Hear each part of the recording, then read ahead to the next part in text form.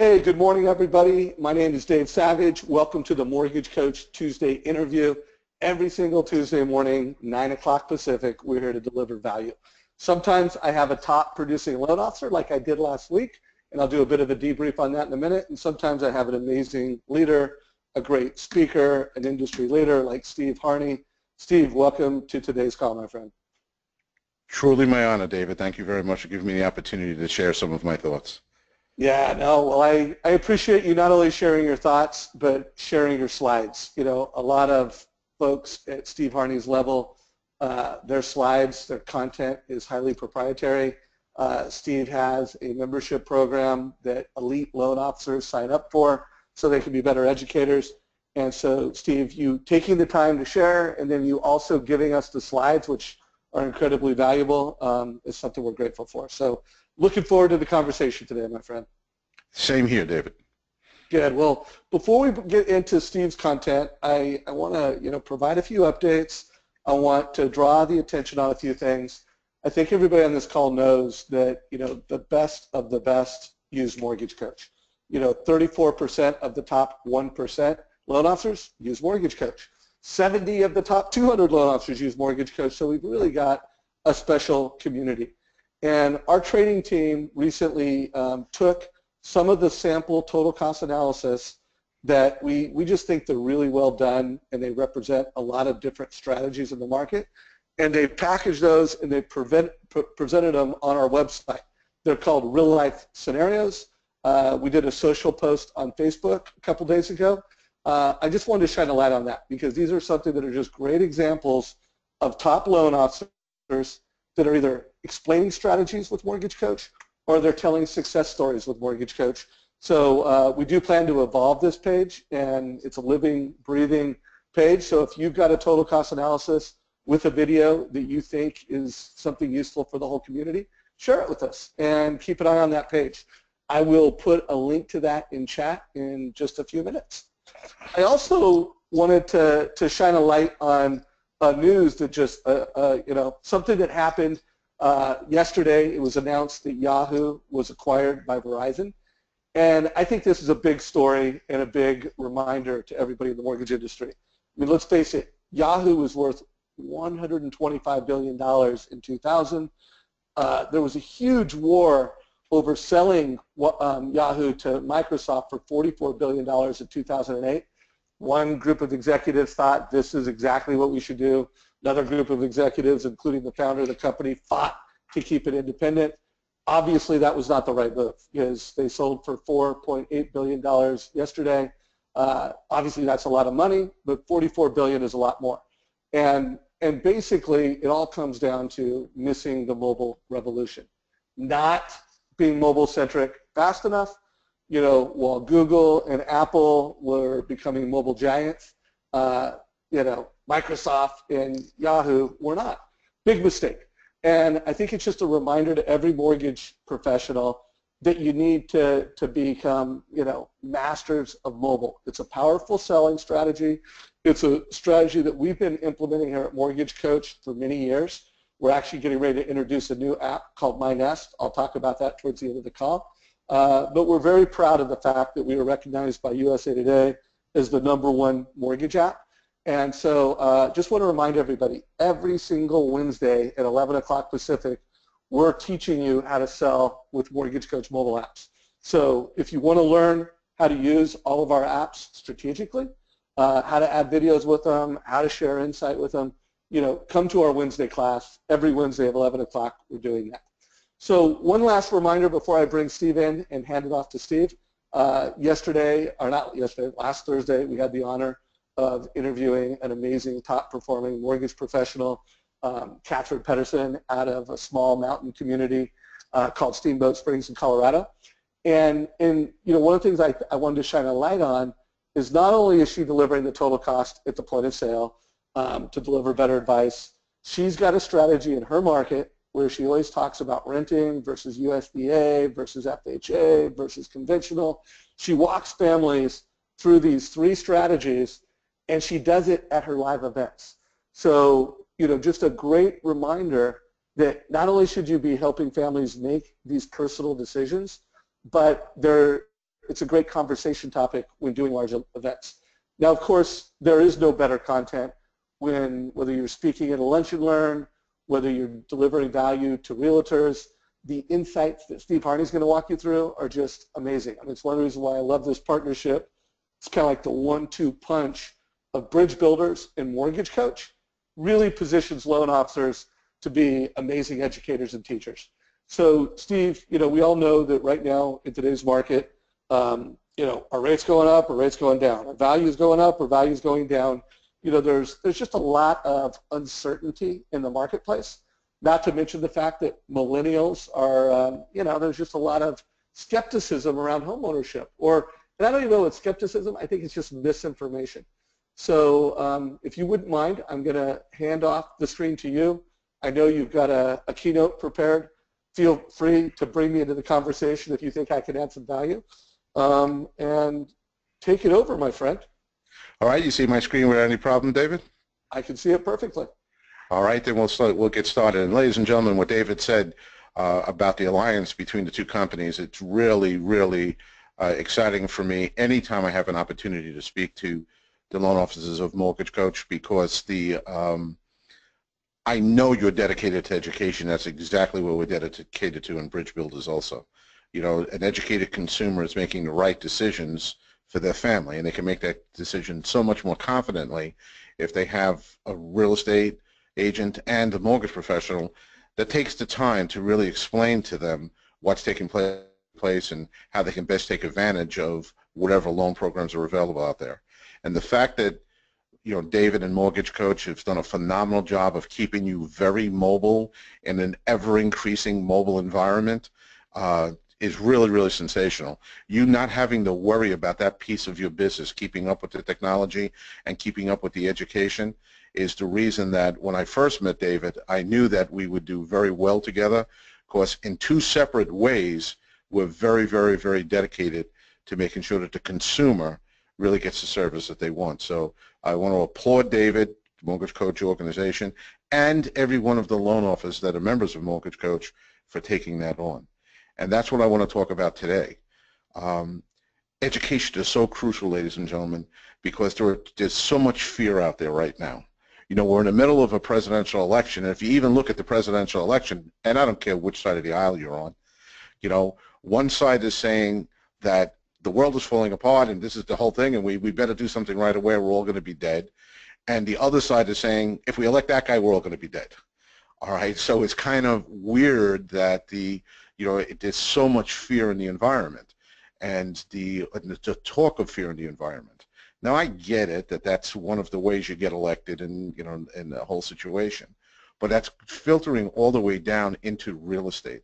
People are unsure right now. They're unsure in the world about so many different things right now. Some of what they're talking about, what's taking place in the world, some of it's very, very true. All right, but what that's caused so many people now is to question everything they're doing, including whether they're going to go ahead and sell the house and move into the house that was really the house of their dreams, or whether they were going to buy that first house as a millennial. And that fear is keeping them, up on the fence and not allowing them to go on with their lives and not allowing them to make sure that their families are making great decisions as far as real estate is concerned. Now, the question is, does that fear really exist in the housing market, and is it getting better or worse? So I want to show you a graph from the MacArthur Foundation. They've asked each of the last 4 years this question. Thinking about the housing crisis that started in 2008 when many people and families defaulted on their mortgages and lost their homes, I think the housing crisis is pretty much over. So the question they ask each of the last 4 years, is the housing crisis pretty much over?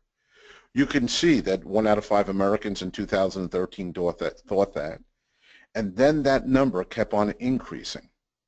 So more and more people thought that the housing crisis was pretty much over. But let's take a look at what's happened in the last year. That number actually went down. Fear is going up. And the biggest challenge we have with that, ladies and gentlemen, is the fact that people are trying to impact the fear instead of, which is just a symptom of what's taking place, instead of really attacking the uncertainty. The fear is created by people not truly understanding what's taking place. The fear is from the fact that they don't really understand where our price is going, where our interest rate's going, what did Brexit mean, and what in God's name is Brexit, all right? And how is that going to impact my family? There's so much uncertainty out there, it's creating the fear. And too many loan officers, too many real estate professionals try to attack the fear itself. You know, I remember as a kid, you know, I would get up in the middle of the night because I thought there was a monster in my room. I would run into my parents' room and say, there's a monster in my room. And my mother and father handled it totally differently. My father said, go back to bed, there's no monster in your room, I have to get up for work tomorrow.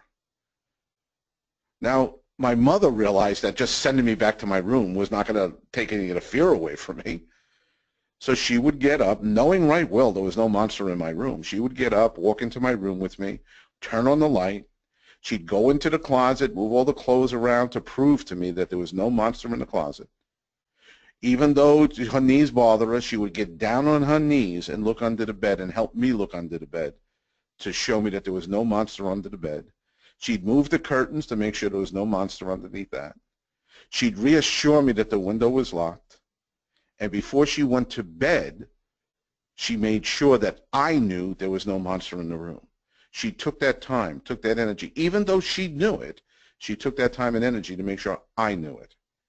Because she knew that there was no way I was going to go to sleep until not she and my father realized there was no monster in my room, but when I realized that. And I think there are too many agents, too many mortgage professionals that, you know, are taking my father's tack.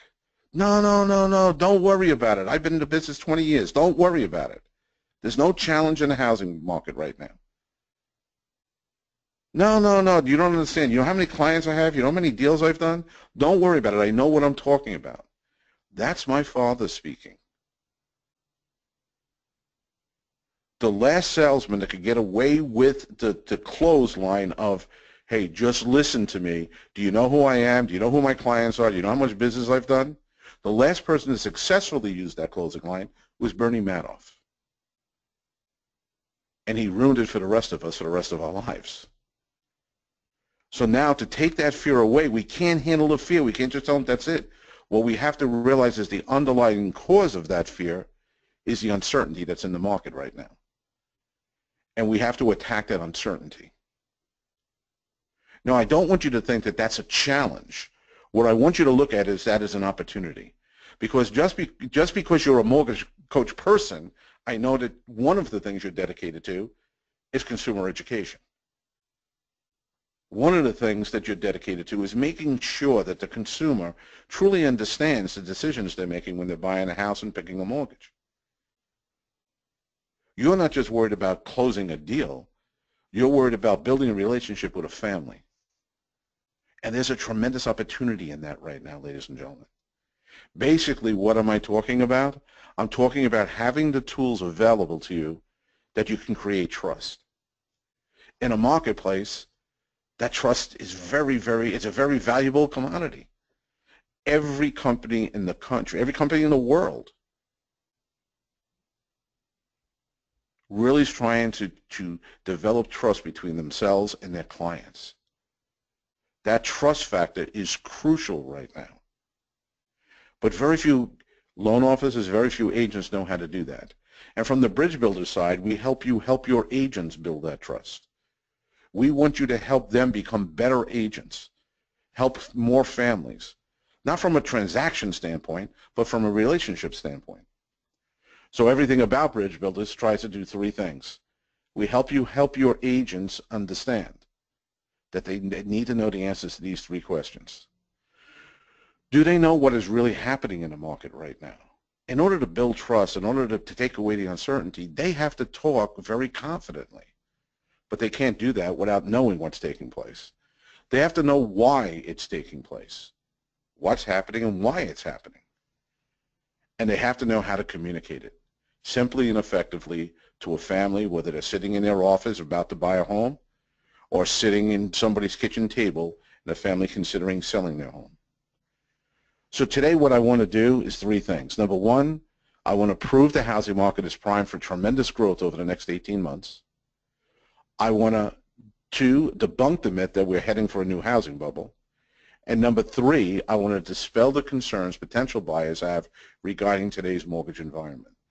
This is what's holding people back from making decisions. This is the uncertainty. Where is the housing market going? Where are prices going? And is it true that no one can get a mortgage today? That's holding people back, and I want to make sure that you have, before this call is over, before this webinar is over, you have everything that you need, including the slides, to help your agents get through these three major pieces of the market and what's causing that uncertainty. Let's start with proof that the housing market is primed for tremendous growth over the next 18 months. Lawrence Rung just recently said, with last month's gain, sales are now up 4.5% from May 2015, are at the highest annual pace since February 2007. We're at the highest pace of existing home sales in almost a decade. How is the housing market doing? Better than it's done in the last decade. That's pretty good, ladies and gentlemen. Really good.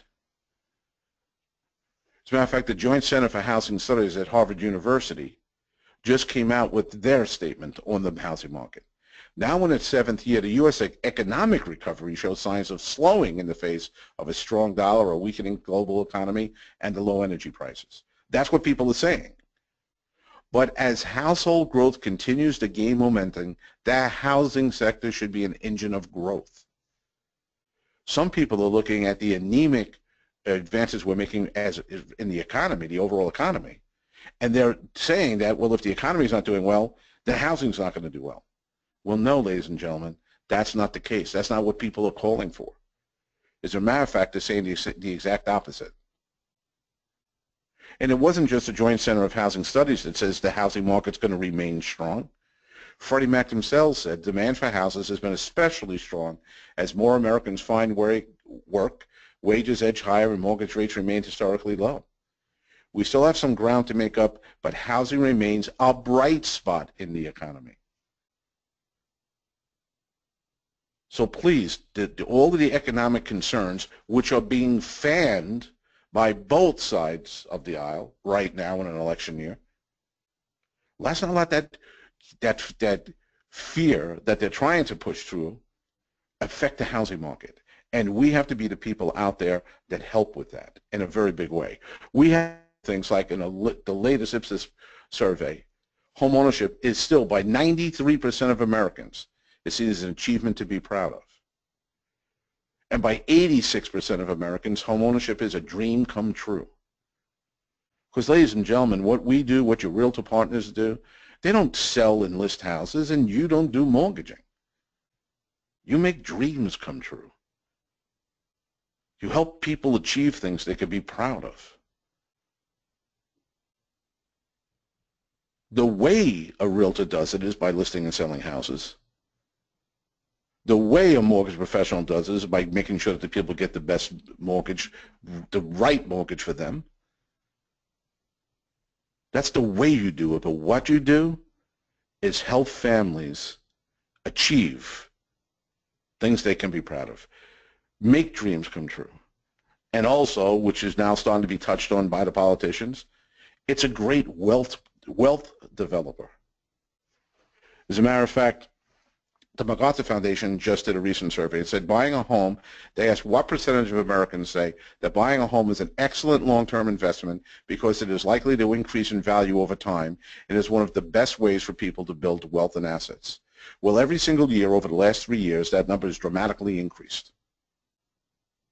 To now, 7% of Americans believe that buying a home is an excellent long-term investment because it's likely to increase in value. That's their belief. That's what they want to believe. But what's happening outside them, they're nervous. They're uncertain. That uncertainty can lead to fear, and that fear can lead to paralysis. It's important that we get things out there that really counter the fears that are being promulgated by so many people. So we have to do things like this. Well, the opposite of home ownership is instead of you paying your mortgage, you're paying somebody else's mortgage.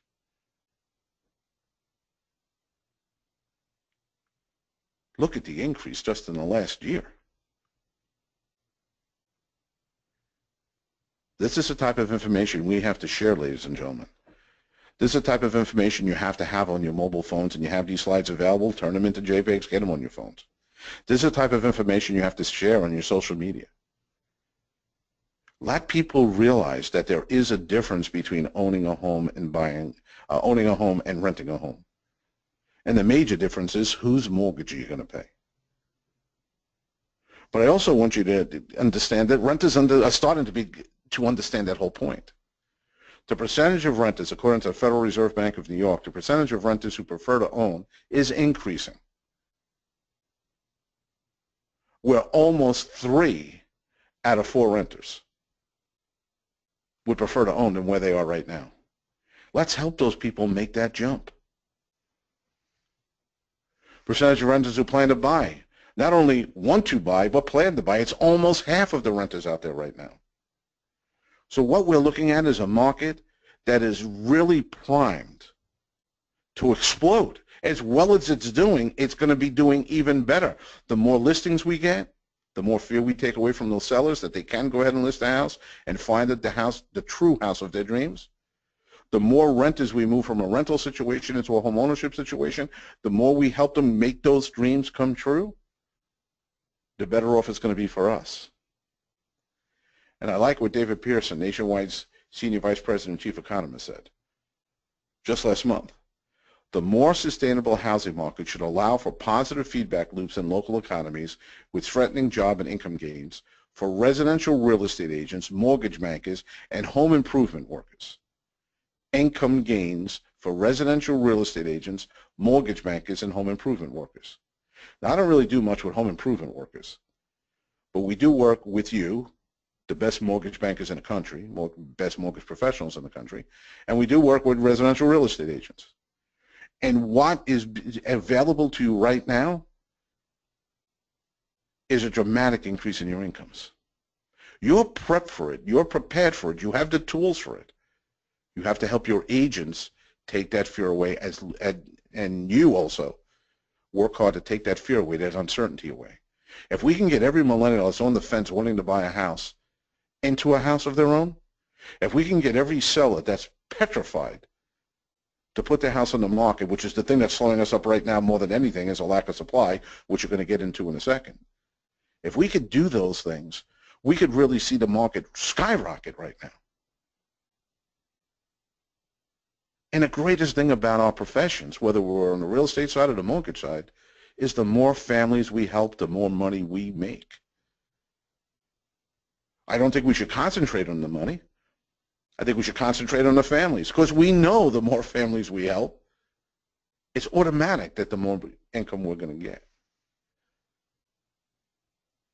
Now, one of the things that's holding both buyers and sellers back is there's a myth that we're heading for a new housing bubble. Why does that myth exist? It's because prices are still going up. Kate Schiller just said yesterday, year over year, prices are up 5%. Normally, historically, prices go up about 3.5% a year on an annual basis. But they're up 5%, and that's been pretty consistent, that 5% number, for some time now. So it's above normal historic averages. And some people are saying, well, we can't maintain that. We can't, we're going back to 2008 when the whole thing came crashing down. Prices are going to all of a sudden drop, but, the bottom's going to fall out again. Well, no, ladies and gentlemen. What happened in 2008, the demand for homes was artificial. Things got so crazy that pretty much anyone can get a mortgage. And pretty much any appraiser appraised the house for whatever they were paying for it. We know that's not the case anymore. We know that whatever demand is in the market right now is a legitimate demand. If anything, we're pushing demand back by still having mortgage standards that are a little bit too stringent. So there's nobody easily getting a mortgage right now. It's not that people that can't afford to get a mortgage are members of that demand that's driving the market. It's real demand, a pent-up demand. And ladies and gentlemen, let's take a look at that. How is that demand? Well, there's 2014 sales going January to February in the gray, 2015 in the light blue, and 2016 in the dark blue. So we can see outside of November 2015, every single month, every single year dramatically was higher than the year before. We're in a very exciting market. Demand is strong. The number of people that want to buy a house, the number of people, these are closed sales, the number of people that are actually buying houses is through the roof. We're finally getting great numbers again. But let's take a look at the other side of the equation, because why are prices going up? It's simple. We learned it in our civics classes in grammar school or high school. The concept of supply and demand. Right there is a graph showing you how strong demand is. Here's supply, ladies and gentlemen, year over year. So at a time when demand, the last slide I just showed you, is dramatically increasing every single month, at the same time we're not hitting the numbers of housing supply that we had. And that's been going 11 in the last 12 months. So demand is high, and the number of houses that are for sale is low. What's going to happen to prices if demand is high and supply is low? No matter what you're selling, prices are going to go up. And that's what we have to explain to people. We're not heading for another bubble. What we need is just more houses for sale. It's as simple as supply and demand. And if we take a look at the survey that NAR did, here's buyer traffic. The gray states, Alaska, Delaware, and Connecticut, they have weak buyer traffic. There's not as much energy. The agents in those states are not reporting that there's a tremendous demand right now.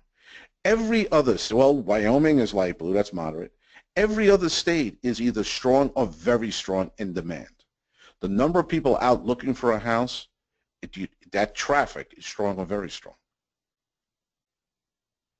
Now let's take a look at the seller traffic, the number of people putting a house on the market. Well, that's pretty dramatic. The vast majority of the country is weak, meaning there's less sellers putting a house on the market and more buyers looking to buy a house. That's what we have to sit down with our buyers with and explain. And we have to explain it for a lot of different reasons, ladies and gentlemen, because a lot of the buyers you're going to be sitting in front of, they paid more than full price because they were, in almost an auction situation with one or two other buyers in the house they purchased. Or the buyer that you pre-qualified might be saying, well, I really don't want to pay full price. When we're in a market right now, that full price might be a great price.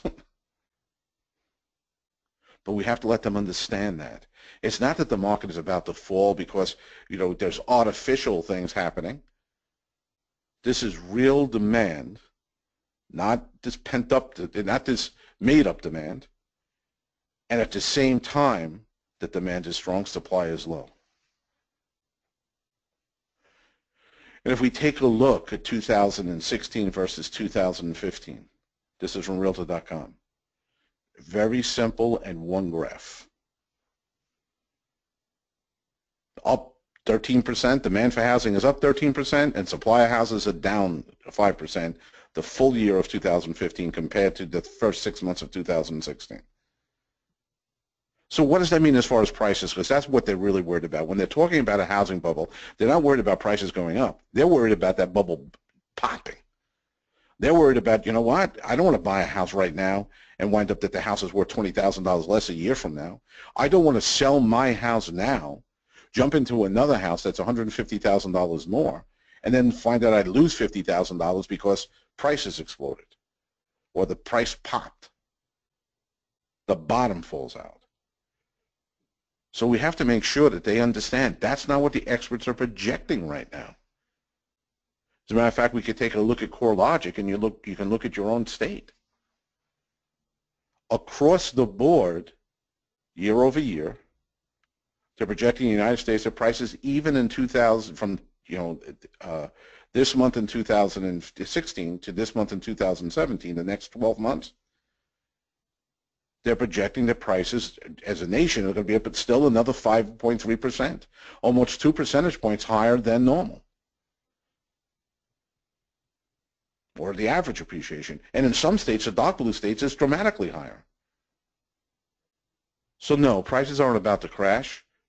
The experts at CoreLogic are saying the exact opposite. By not buying a house now, don't worry about what you're going to lose if prices crash. Worry about what you're going to lose if you don't buy a house right now and prices go up the way they're supposed to. Now, again, I don't like ever saying, and I really believe CoreLogic's numbers are great numbers. I think they do a tremendous amount of research, and they're very, very reliable. But I don't like betting on one person's opinion or one company's opinion. That's why you should make sure that your agents understand and are aware of the Home Price Expectation Survey. It's a nationwide panel of over 100 economists, real estate experts, and investment and market strategists.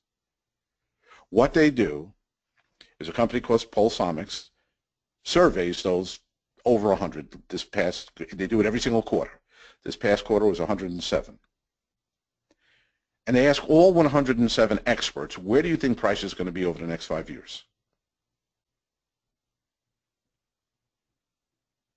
The theory behind it is if I had a jar of jelly beans in front of a room of 100 people and asked all 100 people to guess how many beans were in the jar, some people would guess way too high, some people would guess way too low. But if I surveyed all 100 and they all gave me their answers and I averaged those answers out, guess what I would come up with? A number real close to the number of beans in that jar. Well, that's exactly what they do with the Home Price Expectation Survey. What are the results? They don't see 2016 being as strong as what CoreLogic. They think it's going to level out by the end of the year, that we're only going to have a 4% increase. And then over the next couple of years, the pendulum will swing back a little bit, all right? But again, ladies and gentlemen, your buyers, whether they just listed their house and going to buy or a first-time home buyer, they're not worried about is it going to be 3.4% or 2.8%. They just want to make sure those bars are in red. Again, what they're worried about is that prices are going to fall. And if we do combined and do the cumulative house price appreciation based on the experts at the Home Price Expectation Survey, what do they think is going to be the cumulative appreciation between now and the end of the 50th year to 2020? This is what they have. All projections say it's going to be about 17.5%. That's not a bubble busting. That's good appreciation. Now, of course, the bulls of the market, the most positive, the top 25% of those 100 and something people surveyed, they think prices are going to go up about 25%. They're pretty aggressive. But even if we look at the bears, the bottom one quarter, the people that always looking at the glass half full, that bottom 25%, the most negative of the people that they interviewed or surveyed, they still think that prices are going to be up almost 10%. So is there a pricing bubble about the pop that we're going to go into the red like we did in 2008 through 2012? No. No one's projecting that. But we have to prove that to them. We have to take that uncertainty away before it becomes a fear, a paralyzing fear. Now let's jump right into what you do. Dispel the concerns potential buyers have regarding today's mortgage environment. And again, being a member of Mortgage Coach and having everything available on a mobile basis really puts you ahead of your competition by so much. Because really you're dedicated to making sure that people do understand today's mortgage environment, do understand their options. You're better prepared than any professional in your industry to sit down with a client and truly help them understand what's the best decisions for them. And ladies and gentlemen, that ability is never more needed. Let me prove to you how. Fannie Mae just recently, within the last 60 days, took a survey. And this is what they wanted to know. How many Americans don't know the minimum credit score required, the maximum back-end DTI ratio, the minimum down payment required? Look at those numbers. 54% don't know what the minimum credit score is required. If they don't know, it causes uncertainty. Uncertainty causes fear. I don't want to be denied for a mortgage. I'm not really sure. You know what? Maybe I should just lay back and make sure that my credit score is even better. We all know that they can get a mortgage, many of them get a mortgage based on the mortgage, for well below 700 credit score. Yet, the consumers believe they need 760 to 780 credit score to even be considered. The maximum back-end DTI, almost 6 out of 10 Americans don't know what that number is. And really frightening is 40% of people don't know what the minimum down payment required is. 4 out of 10 Americans. Now that's the Fannie Mae survey. Let's jump over to the latest Ipsos survey, which is even more frightening to me. 40% of the population thinks believes that you need at least a 20% down payment to purchase a home. Imagine if you could only do loans that required a minimum of a 20% down payment. Among African Americans, that number jumps up to 48% think you need at least a 20% down payment. And among Hispanic Americans, it's 50%. 1 out of 2 Hispanics in this country think that you need at least 20% down in order to even think about getting a mortgage. Ladies and gentlemen, it's our responsibility. It's your responsibility. You're the best of the best. What did they put up before? More than 1 out of every 3, the top 1% of loan officers in the country are mortgage coach people. You're the best of the best. And of the best is required the most. We have to make sure we go out there and educate. Because, ladies and gentlemen, they think they need 20% down. They think they need a 780 FICO score. So many people think that, we're back to 2836 and there are no exceptions. Let's take a look at Fannie Mae's requirements, the real requirements. That's right off Fannie Mae's website. Now I know that there's going to be, certain things, and we might say, well, I'm not really comfortable at 620. Most people are going to have a tough time with 45. But those are requirements. That's what people don't understand. It's not 20%. It's not 780. It's not 36. But we have to let people know that. You want to dramatically increase the number of people that sell their house? Then let's dramatically increase the education of those sellers. Because this lack of education is causing things to happen. And I'm not the only one that thinks that. Jonas Mulder, the Ellie Mae Senior Vice President, the high medium credit scores that are currently shown as loans closing are due to many millennials believing they won't qualify with the score they have and are waiting to apply for a mortgage until they have the score they think they need. Let's jump on that, ladies and gentlemen. Let's educate the consumers so that their families can make the right decisions and make a confident decision when they're buying a home. And I will tell you, I probably do, and I might even feel or sound strong in this call. I do think that the best in the real estate industry and the best in the mortgage industry have more of a responsibility. People should not be listening to your competition that doesn't understand how to educate. People should not be listening to your competition that's only worried about getting the next mortgage. But the only way the consumer is going to know that is if we're out there in force educating them. If we're out there making sure, and I know you work so hard at doing that. I'm not saying your effort's not there. Just like I don't tell realtors their effort's not there. And you shouldn't tell your realtors their effort's not there. But as hard as we've worked, we still have work to do. That's the only thing I'm saying. CoreLogic in their latest market pulse report put it this way: consumers are cautious more than they have been in the past, and thus the self-sidelining of cautious/discouraged consumers makes it appear as if credit is tightening. More consumer education, such as counseling and financial literacy programs, could be as or more successful in raising origination levels than introducing new lending products with lower credit standards. Now, CoreLogic's talking about formal consumer education and counseling programs and financial literacy programs, which Fannie Mae and Freddie Mac talk about also. And I'm not saying that's not a good idea. But what I am saying, while they're trying to put those programs together, we're already out talking to buyers and sellers. We're already out sitting with people. Let's make sure we educate them. Because, ladies and gentlemen, I'm not sure when they're going to get a better interest rate.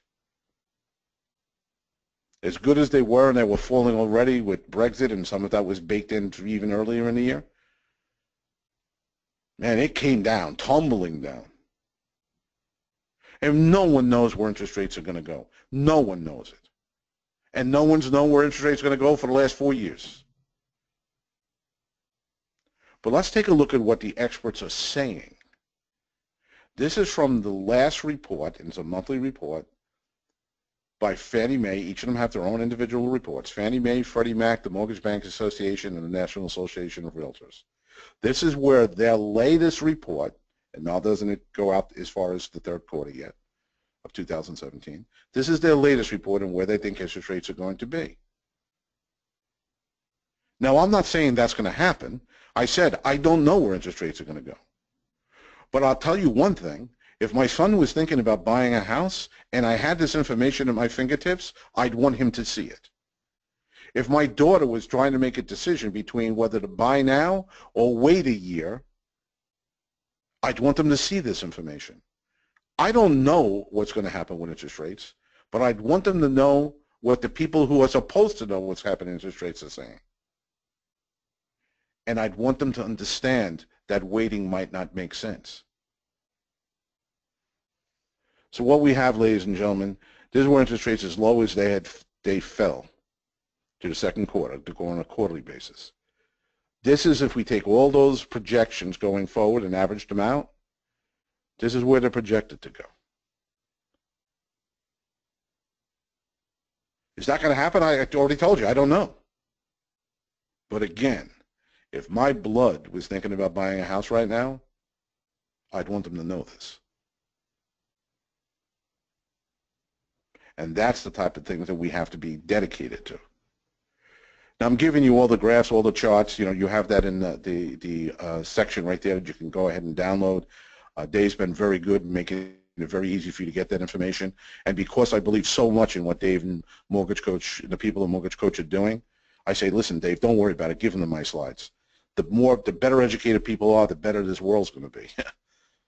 Don't worry about holding the slides back or doing that. But if you want more and more slides like this, if you want to get updated slides every single month, if you want to really help your realtors become the educators they need to be in this market in order to take away the fear by addressing the uncertainty, by building trust in their clients, I just want to let you know that you can go ahead this Thursday, specifically for the people on this call. I'm going to do a walkthrough of bridge builders. Some of you know it very well. There's some people on this call that are bridge builders already. But I'm going to do a walkthrough for those that have never really seen what the program really is, for you to decide whether or not you want to jump in. Now, that's also in the handout section. That link is going to be available to you, so you can go ahead and click on that and sign up if that's what you want. All right? And I'll spend a half hour to 40 minutes going through the whole program, the whole website, so you see exactly what you get and how you can help your realtor partners really educate their clients. What's the thinking behind bridge builders? If you're building and helping your realtors build their business, they'll help you build yours. As simple as that. Right now, I'd like to just jump back for a second. And I want to take a look at what we're going at. We know that the opportunity out there is unbelievable right now. We know that there are going to be people in both the real estate and mortgage industry that are going to make small fortunes over the next 18 months. And a few are going to make large fortunes. Not by concentrating on the money, but by concentrating on the people and helping the people, helping your clients. But as I said before, the greatest thing about both of our industries is the more people you help, the more money you make. That's pretty cool. So you have a decision to make for the next 18 months. You're already good. You want to get better. You're on this call. If you didn't want to get better, you wouldn't be on this call. But I'm going to challenge you not to get better, but to have a race to be the best you can be. And I want to tell you a little bit of a story about a 10-year-old that really explained the difference between that, between getting better and being dedicated to the best you can be. See, this 10-year-old was a basketball player, and he was playing out here in Suffolk County. You know, Long Island is an island off from New York City, and Suffolk County is the easternmost county there. And he was playing for a county championship. And the two teams were at it all game long in the championship game. His team was down 2 points with 4 seconds left, and the other team had the ball. This little point guard stole the ball from the other point guard, and from about 25 feet out, raised up and hit a three-pointer to win the game at the buzzer. The crowd went crazy. His father came running out of the stands and picked the kid up and said, "We did it, we did it." The father didn't do anything, but we did it, we did it. But then something funny happened. See, there was this very tall, very athletic African-American man that was sitting at the top of the stands that nobody knew. Nobody in the whole gym knew. At the end of that game, he gracefully, like a gazelle, walked down the steps and walked out to the center court where this little kid was and with his father. And he said to the kid, "If you want to play real basketball, come here Tuesday at 7:30. And he handed him a card and walked away. The father was really upset. "What do you mean real basketball? We just won the championship. This is real basketball."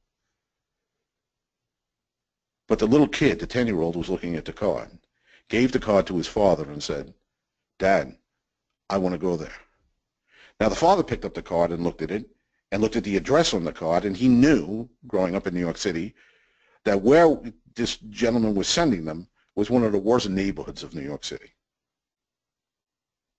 So he told the son, "I don't think we should be going there. You know, this is," and the son said, "Dad, I want to go there. I want to see what it's like."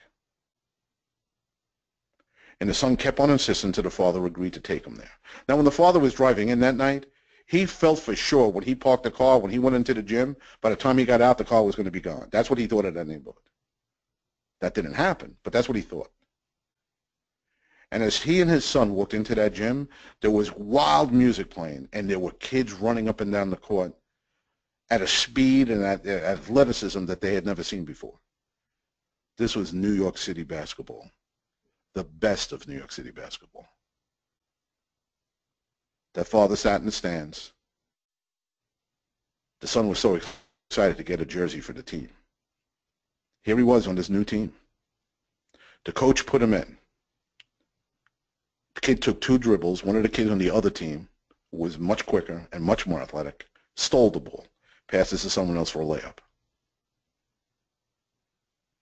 Now, unlike baseball, where if you strike out, you go back in the dugout and nobody looks at you, or football, if you throw an interception, you go onto the sideline and the defense comes out and tries to stop them.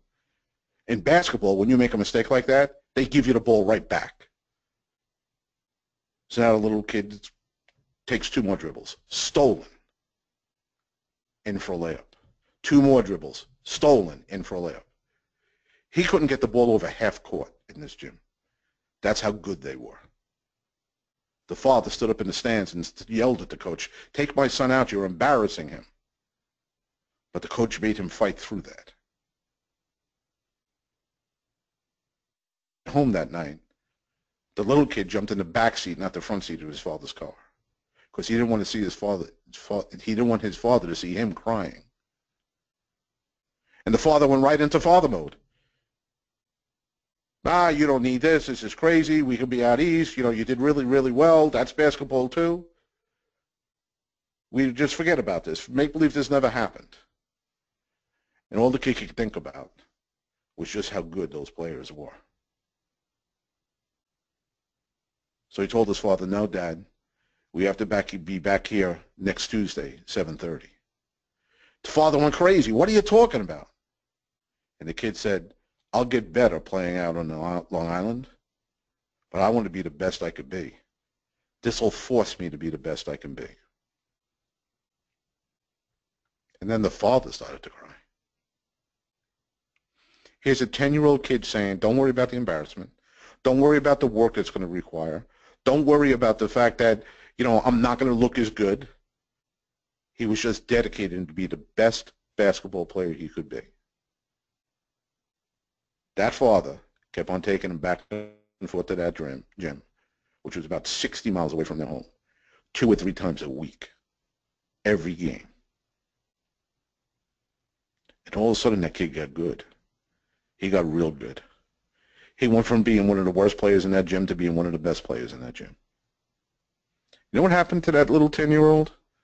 Let me tell you. He made his high velocity as an 8th grader. He was voted as a team captain as a freshman. won a Youth Basketball of America National Championships, and won an AAU National Championship. Was an all-state player and a senior. Played Division I college basketball, and then went on to play basketball in Italy. When he returns to that gym in New York, he is known as Snowflake. Now, I'm not sure that's because he was one of the first white kids ever to play in that gym, or whether because his three-pointer floated down to the basket. It was so smooth. But ladies and gentlemen, in that culture, that basketball culture in New York City, you don't get in unless you're real good. And when he walks into that gym to this day, those guys on the mics that call the game will tell people, ladies and gentlemen, a true player just entered the gym. He won Coach of the Year honors for leading his high school alma mater's women's basketball team to a county championship. He decided to coach, and he decided to coach on the women's side. And he coached women's basketball at Division III level, collegiate level. You know what that kid is today? He's an assistant coach at Dartmouth, an Ivy League school, their varsity team. While he's at Dartmouth, he's also getting, from an Ivy League school, his master's degree. All because when he was 10 years old, he said, I don't want to be better. I don't want to settle for that. I want to be the best I can be. And for the 20 years since then, he's kept that. And now he's at an Ivy League school getting a master's coaching the team. I learned so much from that 10-year-old and from that kid over the last 20 years. But you know what's the best part of this story? It's my kid.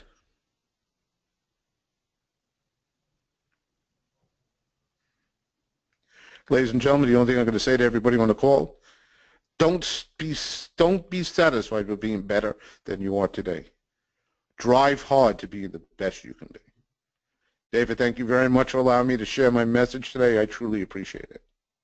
Wow, Steve. I have some follow-up items, some takeaways, but you know, what an amazing story. I mean, that was connected at a deep level. You shared a lot of insight. I don't know that any of it stacked up to your close, man. That was a really special story. Congratulations to you and your son. I mean, that inspires a lot of folks. So everybody, couple homework assignments, couple things to talk about. We do have some questions that are coming in also. So if you have questions for Steve, I think now is the time to post them. I want to remind everybody, Steve is doing something special for the mortgage coach community. So this walkthrough that he mentioned, we did put a link to that in chat. Make sure you sign up for that. You know, I believe in Steve. I believe in his program. I believe it will deliver tremendous value to you. So make an informed decision.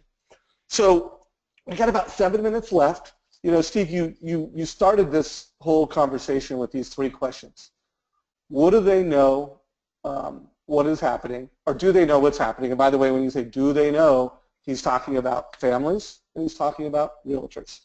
You know, do they know why it's happening? And do they know how to communicate it?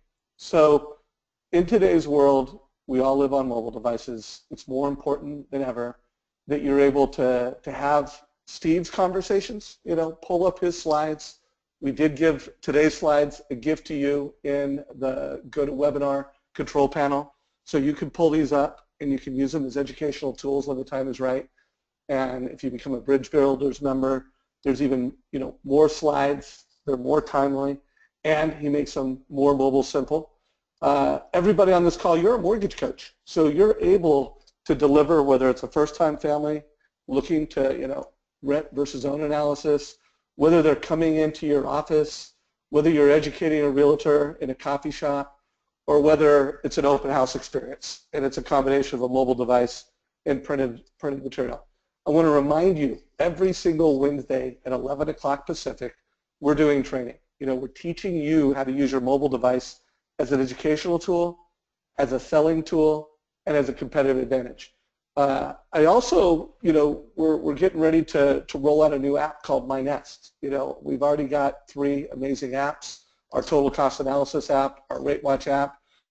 We've had My Nest in the market for some time, but we're getting ready to relaunch it to special mortgage coach members. I'm not going to do a My Nest training today. This is something that you can download. This is something that you can start. Dave, can I interrupt you for a second on that? Anytime, Steve. Yeah, ladies and gentlemen, the My Nest app is unbelievable. It'll be an unbelievable tie-in with you and your realtor partners. I would love, I'll ask Dave.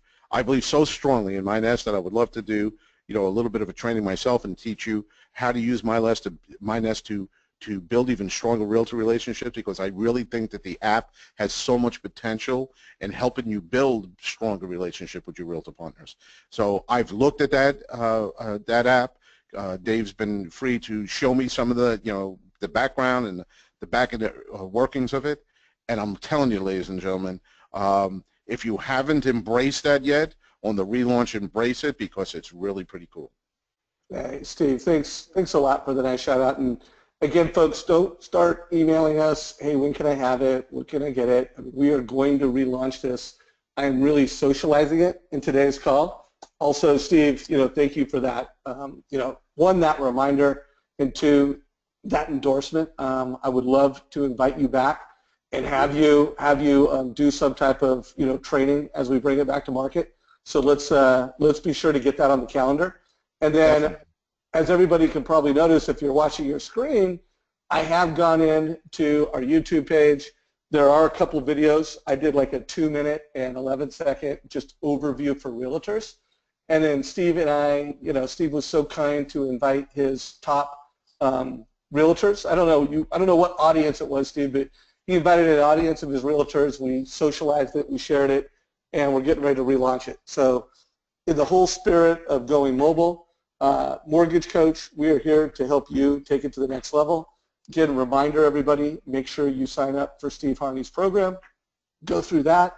Also, a couple heads up, I'm going to be interviewing Todd Duncan this next Tuesday, so Todd will be our special guest.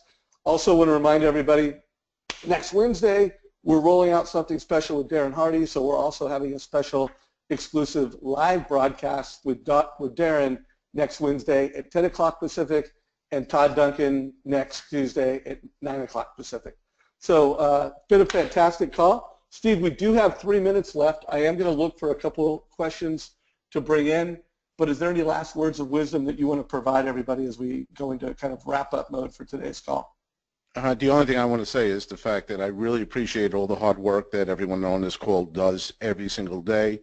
We have to realize that, from the economic standpoint, housing is the driving engine right now. We're the thing that's bringing the economy back. So every single day that you put in hard work in order to help a family make their dream come true, you're also helping your neighborhood. You're also helping your region. You're helping your state. And you're helping the country further the ascent out of a really tough time into much better times. So all that hard work you put in, congratulations. And I just want to say, from the realtor side of this thing, thank you so much for being as dedicated as you are to being the professionals you are. Well, the reviews are coming in amazing. Let us know what you thought of today's call on a scale of good to great. And of course, if you're a guest on this call and you want to get a demo of Mortgage Coach, fill out the last option. We'll be happy to reach out and provide a demo. So, folks, thanks for all thanks for joining us. Thanks for trusting us. Do want to remind you, all the slides that Steve went through are available in the handout section of the GoToWebinar control panel. So you can download those in there. If you are listening to the recording of this event, we will put a link in the description down below. There's a description to this video that you're listening to, and we'll put a link to those slides in that link. So again, remember everybody, make sure you don't miss this Thursday, 2 o'clock Eastern time. That is 11 o'clock Pacific, 11 o'clock Pacific, noon Mountain Time, and 1 o'clock Central Time. Don't miss Steve Harney's Bridge Builder overview this Thursday.